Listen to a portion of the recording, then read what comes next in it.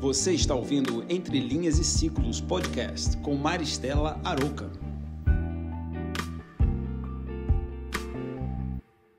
Hello, hello, queridas ouvintes, de onde você estiver, muito bom dia, boa tarde, boa noite.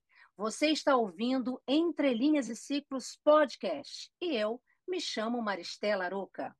Hoje temos um episódio que vai mexer no seu bolso, mas calma, não vai doer.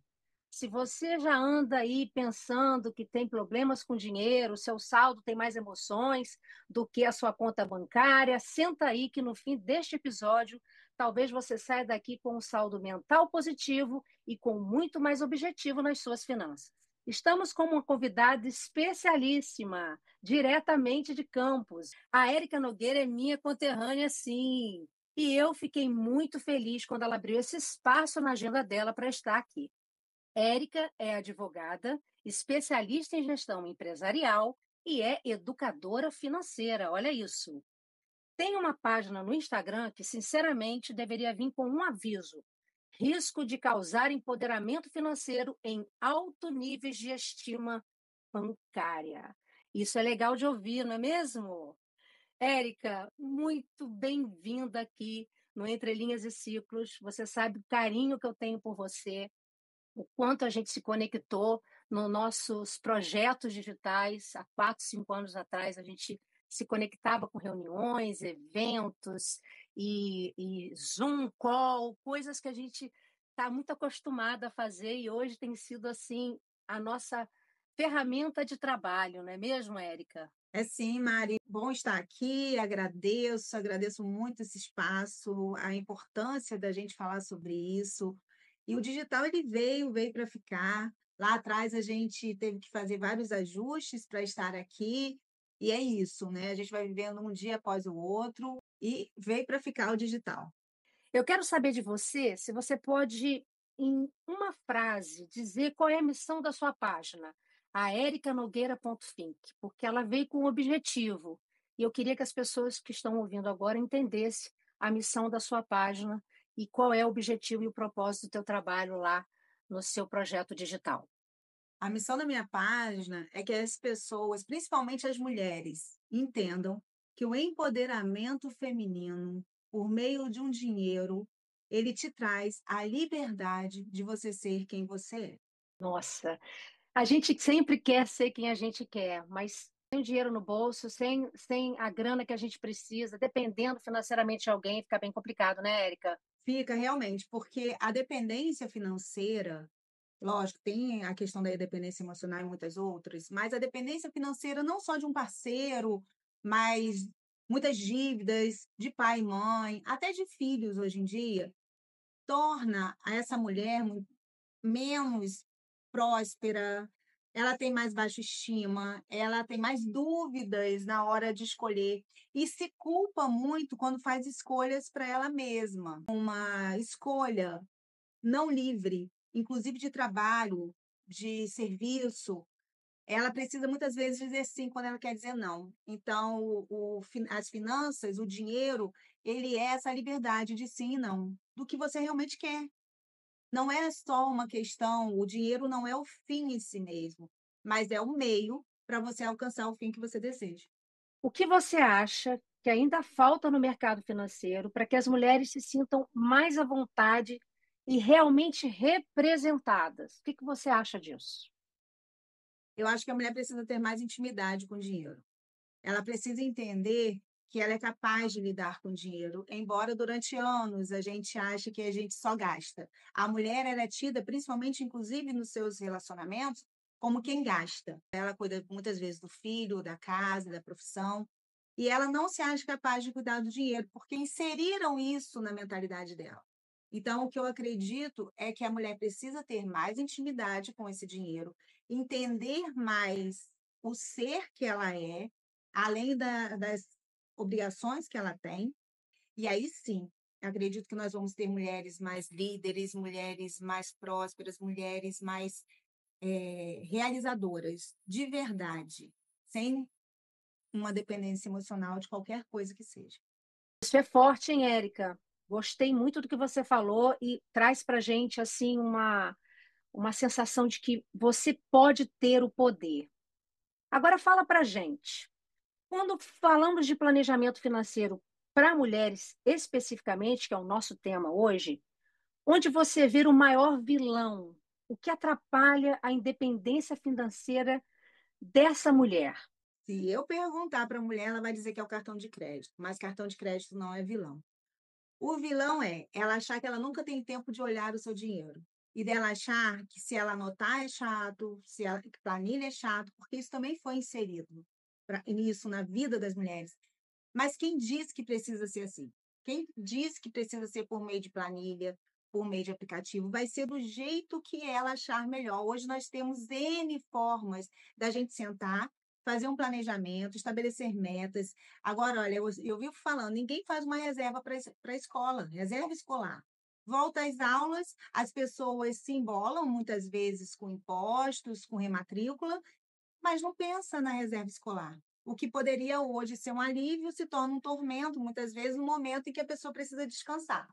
Então, o que eu entendo é que essas mulheres precisam entender que não é chato falar de dinheiro, não é pesado e não precisa ser por meio de algo que não faz a, a personalidade dela ali. Por exemplo, a Nília não é, aplicativo não é.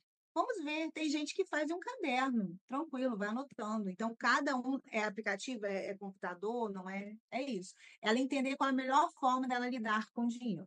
Então, você acredita que não tem outra saída senão realmente criar essa rotina de fazer anotações e criar hábitos de saber o que saiu, o que entrou, independente se é num caderno, num computador ou num aplicativo. É isso que você está querendo dizer, então? A gente precisa cuidar do nosso dinheiro como a gente cuida das outras coisas. Imagina a sua geladeira cheia, você chegou da feira, do supermercado, e você decide não olhar para ela. Das duas, uma. Ou você vai abrir, vai ter um monte de coisa estragada e você vai ter perdido, houve o desperdício.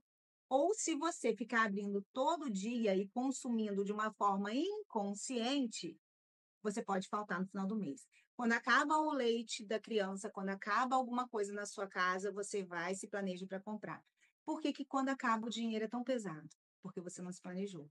Então, eu acho que quando a gente entende que o dinheiro ele está dentro do nosso dia a dia, a gente entende que a gente precisa cuidar. Então, o anotar, o olhar, como eu falei, pode ser 5 minutos, meia hora, numa semana. Se você não tiver de 15 a 30 minutos numa semana para olhar o seu financeiro, como que você vai planejar as suas compras? Então, você vai continuar na bola de neve, né? Na rodinha do hamster, trabalhando cada vez mais, e não importa o quanto você gera, você também está gastando demais. Então, é o cuidar, é entender que a gente precisa olhar assim, como a gente olha para as coisas dentro da nossa casa. Então, mulherada, não adianta sair nem dizer, tem desculpas para dizer que não consegue cuidar do seu dinheiro. Ou vai. Tem que ser assim, não é verdade? Vamos lá, Érica, me fala aqui qual foi o comentário ou pergunta mais inesperada que você já recebeu lá na sua página. E como você lidou com isso? Uma pessoa que tinha menos de R$ 100 de receita, teve que entregar imóvel, voltar para casa dos pais, e queria fazer um curso de R$ 7.500. E aí, naquele momento, eu olhei e falei, ela vai conseguir. E aí eu busquei o quando era o curso, o prazo, o que que era, se realmente fazia sentido para ela e fazia, porque era onde ela queria investir justamente para ela ter renda. E nós fizemos, então, uma meta seguida de mini metas. O que que são mini metas? Você dilui, né? Ela precisava fazer aquilo em um período, então vamos colocar aqui 6 meses. Dali nós dividimos por mês, semanas e dia. E nós descobrimos que ela precisava de R$ 3,70 por dia. Eu, gente, mas isso não é nem o café que eu tomo às vezes quando eu estou na rua. Então, quando ela descobriu isso, ela virou a águia da casa. Ninguém mais pagava conta atrasada, porque ela falava aqui, papai, mamãe, isso aqui, ó, esses juros aqui é o que eu preciso para fazer meu curso. E ela conseguiu fazer o valor do curso antes de abrir a inscrição. Gente, que coisa interessante. A gente não se dá conta que pequenos detalhes são necessários para uma abordagem ainda muito maior, porque a gente só olha o volume, mas a gente não percebe que essas mini tarefas e essas mini divisões que você fez para o alvo dela trouxe a oportunidade. E ela fez? E ela fez o curso e ainda fez uma viagem, porque ela também queria fazer uma viagem em comemoração ao esforço dela. Ela se presenteou, o que é muito legal. O eu mereço, muitas vezes, é levado como culpa, né? Ah, eu comprei isso porque eu mereço, então vai. Não, o eu mereço é muito bom. O eu mereço é merecido para o nosso esforço. Então, não é à toa que o atleta ele recebe uma medalha pelo esforço dele. Então, a gente merece sim, é lógico que o nosso eu mereço precisa ser correspondente às nossas expectativas. E ela fez uma viagem em comemoração a isso, ela prosperou, hoje ela vive justamente do que ela investiu, porque quando a gente olha o macro, Maristela, a gente está cada vez mais longe dele. Se a gente não vai se presenteando as pequenas vitórias ali, a gente não consegue enxergar o macro, a gente acha que está longe, a gente desiste. E quando a gente vai sendo vitorioso em pequenas coisas, pequenas metas, a gente entende que a gente está chegando cada vez mais perto. Tá vendo, gente? Esse sonho pode virar realidade. Seus goals, seus alvos ainda podem ser alcançados com pequenas mini tarefas, não visando o macro, como a Érica disse. Eu achei fantástica essa história, impactante, muito impactante. Érica, em relação aos estereótipos, como você acha que eles ainda impactam no comportamento das mulheres na hora de tomar decisões financeiras? A gente sabe que tem muita gente debaixo de julgo, debaixo de opressão, de sistemas patriarcais dentro da nossa cultura, e mesmo a gente fora do país, né, como eu hoje moro fora do Brasil, eu vejo que as pessoas trazem isso de lá e acabam deixando sempre para o chefe da família resolver os problemas, ou ele tomar conta das finanças, ou ele fazer os pagamentos. Conta para gente o que que você acha disso aí. Isso foi muito incutido na nossa realidade, né? Então, o homem é pragmático, o homem sabe administrar o dinheiro, a mulher sabe administrar a casa, e assim mesmo o homem sempre dando palpite nas compras, inclusive da casa. Então, assim, eu vejo casos de mulheres onde a maior parte da renda é dela, ou até 100%, mas a administração é dele. Por que isso? Porque, justamente, ela acha chato, porque foi falado para ela que ela gasta demais. Se ela resolve fazer um cabelo, ou se cuidar, isso é futilidade, então ele é o dominador, ele é o provedor, embora quem esteja provendo muitas vezes é a mulher. Então, a gente, infelizmente, e aí pode ter psicólogas olhando, né, assistindo a gente, terapeutas, a gente entende a questão da dependência emocional, que muitas vezes essa mulher deixa ali também aquele financeiro para o marido, companheiro, para a companheira, justamente porque ela às vezes tem essa dependência. Mas além da dependência emocional, que para mim é uma das piores dependências, a dependência financeira, ela acontece muitas vezes porque a mulher foi ensinada que ela gasta demais. A mulher foi ensinada que papo de dinheiro é de homem, é chato. Dinheiro causa briga no casal. Então, para que não cause briga, ela não domina o dinheiro. Então, ela muitas vezes ela até se utiliza, cada um utiliza o seu, mas sempre o dela vai ter um menor valor no sentido de administração do que o dele. O dele, por mais que ele até já aconteceu, o marido está cheio de dívida e a esposa está lá na vida dela, fazendo compras e tal, mas as dívidas dele é porque ele é uma pessoa de negócios e ela gasta demais. Então, assim, infelizmente, a sociedade ela trouxe isso e eu vejo mulheres falando, ai, não, falar de dinheiro é chato. E muitas vezes é isso que afasta ela do que ela quer, né? E aí vai ser sempre chato. Vai ter uma luz cortada, vai ter um condomínio atrasado e vai ser sempre a culpada porque resolveu fazer uma unha ou um cabelo no lugar de fazer outra coisa porque não se planejou. Na verdade, a mulher gasta com coisas supérfluas. Ela acaba não se encaixando nas despesas reais que a necessidade da casa tem. Por isso acaba criando essa coisa de que, na verdade, ela não determina o dinheiro para o lugar certo. Ela acaba gastando com as futilidades que ela gostaria, com coisas para as crianças que não precisam. O que que acontece? Quando a gente fala gastos supérfluos, a gente tem alguns tipos de despesas necessárias, importantes e as supérfluas. Às vezes, o que é importante para mim é necessário para você, às vezes o que é supérfluo para mim é importante para você. Então, o que a gente precisa desmistificar é justamente que os gastos das mulheres são com coisas desnecessárias ou supérfluas. Por quê? Às vezes, aquele sorvete que ela comprou para o filho naquele momento era todo o lazer que aquele filho precisava, não era supérfluo. Mas o marido fala: você pagou o milkshake, não sei quanto. Então, assim, às vezes a mulher toma decisões, lógico, de uma forma mais intuitiva, mais carinhosa, e ela se cuida, inclusive porque tem muitas que se cobram para estarem bonitas para os maridos. Então, assim, eu acredito que a gente foi justamente ensinada que nossos gastos são desnecessários e supérfluos. Só que tem mulheres que, além desses gastos com ela, ela ainda mantém a casa. O marido compra o básico das compras, mas aquela coisa, aquele iogurte, aquela coisa que os filhos gostam, que ela gosta, ela que compra. Então, isso também afasta as mulheres do dinheiro, entendeu? Então, elas precisam entender que os gastos dessa precisam ser olhados. O que é importante, o que é necessário, o que pode um mês ou outro faltar. Mas que nada daquilo é desnecessário. É tudo necessário, porque ela precisa ter o poder sobre o dinheiro dela. Essa explicação foi bem legal, viu? A gente tem que ficar atenta, porque você falou uma coisa muito certa. Às vezes o que é desnecessário para mim é importante para você, e o que é importante para você é desnecessário para mim. A gente não pode vestir o sapato de uma pessoa sem saber de fato o que ela quer, o que ela precisa. Fala para gente, Érica, existe algum projeto, conteúdo específico voltado para o público feminino que você já está planejando ou que você ainda vai divulgar? Fala para a gente alguma coisa aí que a gente precisa saber para já se ficar atenta.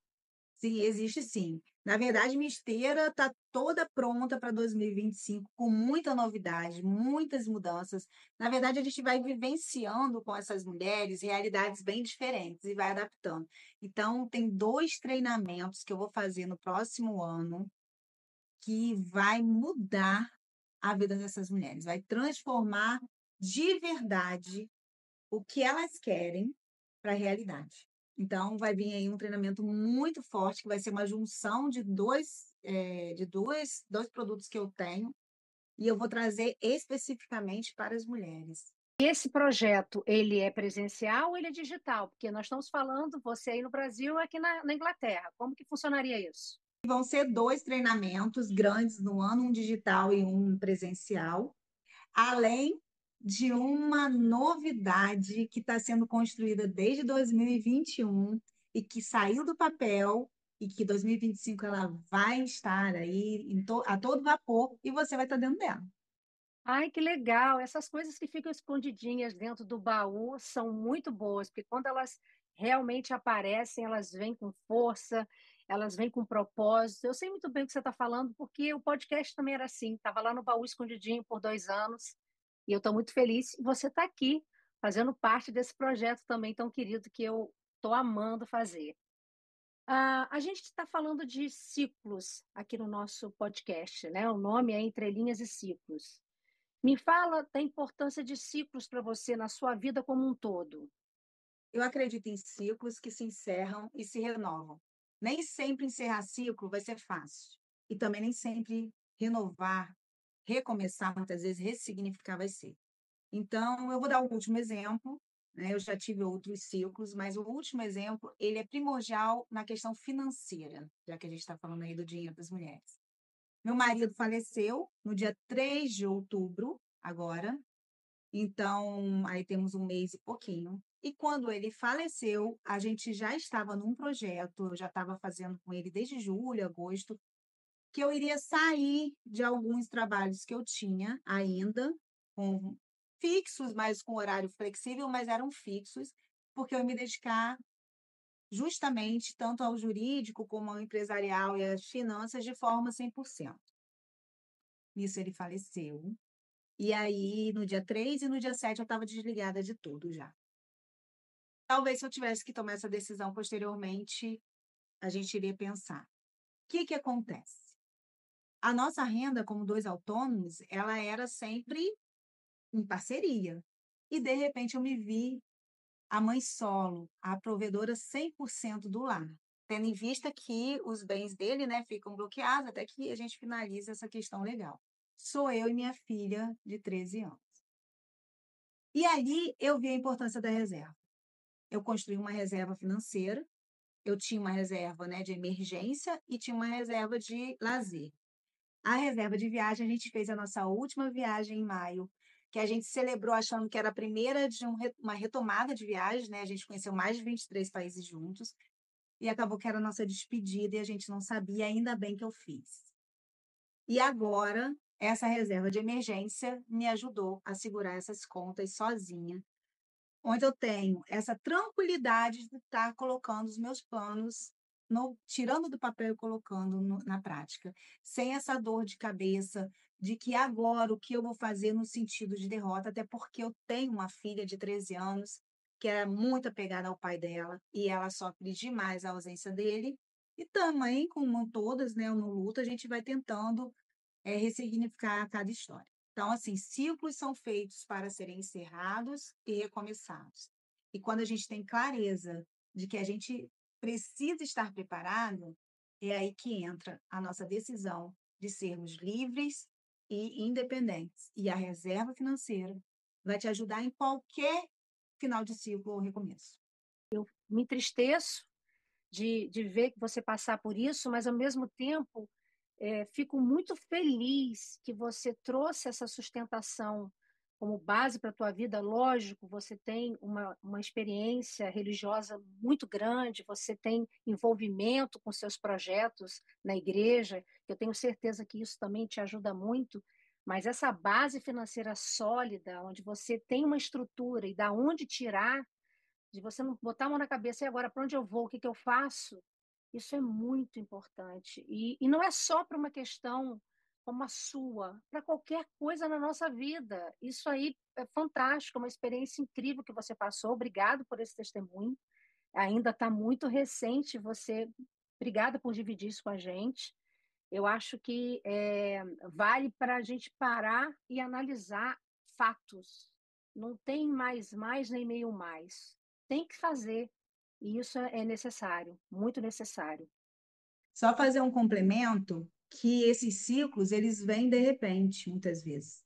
No meu caso, o Vitor, né, o meu marido que faleceu, ele tinha 48 anos, saudável, dormiu, estava com um pouco de dor de cabeça, teve um AVE dormindo, e aí, quando eu cheguei com a minha filha do balé, né, que ela faz, encontrei, achei que ele estivesse dormindo, mas ele já estava morto. Então, foi de repente. Quando a gente consegue planejar final e início de ciclo, é uma bênção. Como você falou, eu acredito muito, eu sou muito espiritualizada, eu acredito em Deus, e Deus não erra, então por isso que a gente dá o passo e ele coloca o chão. Eu acredito muito nisso, isso me fortalece. Mas a gente entender que numa transição de carreira, por exemplo, a gente não precisa esperar a demissão. Numa mudança de ciclo, a gente não precisa esperar o, o fatal, né? No meu caso. Mas se acontecer, é importante que você esteja preparado. Que conselhos você daria para uma mulher que está começando agora a se preocupar com as próprias finanças? Porque tem que começar. Então, fala para essa pessoa que está ouvindo a gente agora que ela nunca se planejou, mas ela parou para pensar e falou assim: epa, eu preciso começar. Fala para gente. Eu preciso começar por quê? A primeira coisa que ela tem que perguntar: o que ela quer da vida dela? Hoje é tão difícil o adulto saber o que ela quer, e principalmente as mulheres. As mulheres exercem muitos papéis e aí ela se perde, né? O que o filho quer, o que o marido quer, o que a profissional quer. Então, quando ela começa a organizar o dinheiro dela, olhar com carinho. O que eu preciso fazer? Eu preciso me organizar porque eu preciso pagar uma dívida? Eu preciso viajar com os meus filhos? Eu preciso ter sobra não existe, tá, gente? Vou até fazer uma correção aqui. Sobra de dinheiro não existe. O que sobra se perde. Lembra do nossa sobra no prato? Você não joga no lixo? Então, tudo o seu dinheiro, seja mais ou seja menos, ele precisa ter direção. Ele precisa ser direcionado. Então, como eu vou direcionar esse dinheiro? É isso que ela precisa. Nem que sente em frente a um papel e escreva. Eu preciso me organizar financeiramente porque estou com insônia, preciso pagar minhas dívidas, preciso ser uma pessoa menos ansiosa, preciso não comer demais por conta da ansiedade, preciso dar conta dos meus filhos, preciso ter mais tempo para mim. Então, o porquê dela. Aí ela vai conseguir fazer de uma forma mais leve. Isso é fantástico, porque quando a gente entende o porquê da nossa necessidade, a gente dá foco para aquilo que a gente precisa. E eu vejo que isso é importante. O mais engraçado, Érica, é que as pessoas sempre arrumam uma boa desculpa para não fazer algo. E o financeiro não é diferente. Então, mulherada, você que está nos ouvindo, esse podcast é para você. O meu público é muito direcionado para mulheres, o da Érica não é diferente. Por isso que eu tenho trazido mulheres fortes, com referência para os nossos projetos, para que a gente mostre o outro lado da moeda. Já que a gente está falando de dinheiro, vamos mostrar o outro lado da moeda. Vamos tentar mostrar uma realidade que a gente não tem convivência, não tem experiência. Isso já vem do nosso passado, da nossa educação, das coisas que a gente conviveu com os nossos familiares. Eu falo isso porque eu não tive essa convivência financeira, essa experiência financeira com os meus pais. Isso é para o hoje, né, Érica? É para o agora. E eu acho importante para a gente poder tomar passos largos na nossa vida. A gente merece isso, não é verdade? Com certeza. E aí você falou de pais, mães, filhos. É muito importante que a gente traga essa ideia do dinheiro saudável para dentro da família. Porque muitas vezes a gente só chega para os nossos filhos e fala: eu não tenho dinheiro para isso, eu não tenho dinheiro para aquilo. Ou o dinheiro se torna motivo de briga de casal. E aí você trazer essa ideia, né, de que o dinheiro, ele é saudável e ele pode trazer um relacionamento saudável, inclusive, é muito bom, porque o jovem, gente, o adolescente que não sonha, ele não realiza. E aí, para que ele vai lidar com o dinheiro de uma forma saudável? Então, nós adultos precisamos ressignificar esse valor com o dinheiro para que nossos filhos e jovens possam também entender que o dinheiro é meio de alcançar os seus sonhos e voltem a sonhar. Isso é muito bom. Eu quero muito poder ter você mais vezes aqui. O seu conteúdo é muito rico. Quando os seus projetos estiverem aí aflorados para 2025, volte com essa novidade para a gente poder passar isso para as mulheres. Eu vou amar ter você aqui novamente. Além desse trabalho financeiro, você tem um espaço de visão muito alcançado em vários segmentos, inclusive a advocacia, que eu acho que é uma coisa que já está aí na sua malinha há muito tempo, trazendo para a gente aí um novo nicho, um novo conteúdo para a gente poder se encantar e aprender com você, viu, Érica? Convite aceito, só marcar a data. Agradeço estar aqui. É sempre muito importante a gente estar podendo falar para mulheres, né, no público em geral, mas principalmente para as mulheres, para que elas entendam que mulheres fortes criam filhos fortes, uma sociedade próspera. E mesmo para aquela que não é mãe, a mulher, ela tem um poder de cuidado e de cura muito grande. Muito obrigado você que estava aqui nos ouvindo. Espero que você tenha gostado desse episódio que fala sobre finanças. Espero que você tenha aprendido com a Érica e tenha vontade de fazer essa mudança financeira na sua vida agora. Quero você aqui no próximo episódio de Entre Linhas e Ciclos, onde a gente continua desvendando esse mistério de que é ser mulher no século XXI, mas sempre com uma boa dose de humor. Até lá!